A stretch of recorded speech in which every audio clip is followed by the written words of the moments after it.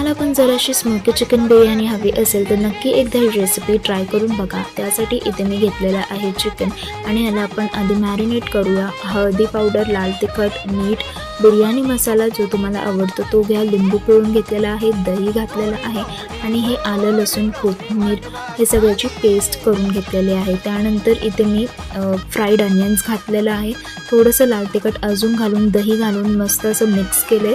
त्यानंतर इथे कांदा जे फ्राय केलेला त्याचंच तेल घालून ह्याला चांगलं मिक्स केल्याच्या नंतर ह्याला आपण स्मोकी फ्लेवर दिलेला आहे।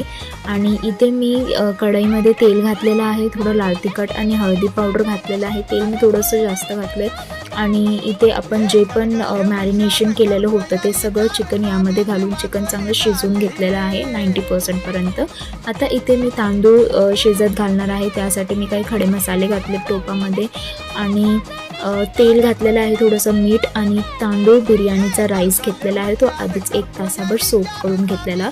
आणि आता आपण ही भात जे आहे हे 90% पर्यंतच कुक करायचं, 80 to 90%। त्यानंतर असे लेयर्स देऊन आपली ही बिर्याणीला दम देणार आहेत 20 ते 25 मिनटापर्यंत।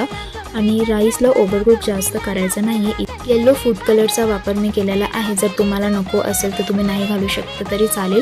फ्राईड अनियन्स वरून घातल्यावर आणि कोथिंबीर घालायची आहे आणि ह्याला चांगलं आपण दम दिलेला आहे 20 ते 25 मिनटं। परत एकदा स्मोकी फ्लेवर दिलेला आहे।